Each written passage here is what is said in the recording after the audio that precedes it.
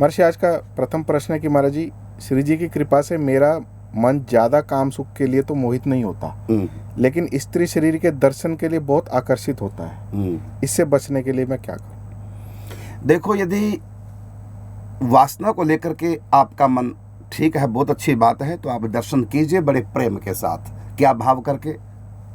ये हमारी राधा रानी की सखी है, भाव बदलो, ऐसा पवित्र भाव करो। और एक बार की बात आपने सुना होगा, चित्रकूट में गोस्वामी तुलसीदास जी कामता नाथ की परिक्रमा कर रहे थे। वहां पर स्त्री पुरुष को आपत्तिजनक स्थिति में देख लिया, रति क्रिया करते हुए। तुरंत उन्होंने भाव चेंज कर लिया। क्या? ये मेरे सीताराम है, दिव्य प्रेम की क्रीड़ा कर रहे हैं। यहाँ भला कहाँ वासना है? जहाँ राम तहाँ काम नहीं, जहाँ काम नहीं राम। ये दिव्य पवित्र प्रेममय क्रीड़ा मेरे सीताराम जी की है। लेकिन मेरे सीताराम जी को संकोच ना हो, इसलिए आंखें बंद करके आगे निकले। और जो ही आगे निकले, आंखें खोली, देखा तो सचमुच में सामने श्री सीताराम जी प्रकट है। भाव चेंज करो, और इसी का नाम है योग धारणा। भागवत जी की भाषा में सुखदेव जी ने इसको कहा योग धारणा। अर्थात सामने स्त्री आ गई है तो राधा रानी का भाव कर लो, सखी का भाव कर लो। यदि वृद्धा स्त्री है तो यशोदा का भाव कर लो। इस प्रकार से अपने भाव को चेंज कर लो।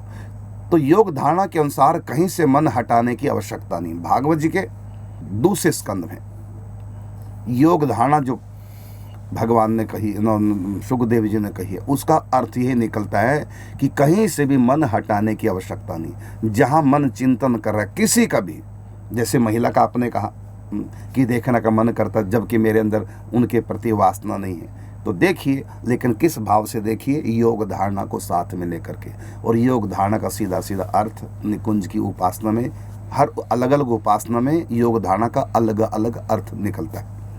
तो योग धारणा निकुंज की उपासना में यही है, महिलाओं में राधा रानी या सखियां देखो और पुरुषों में श्री कृष्ण को देखो।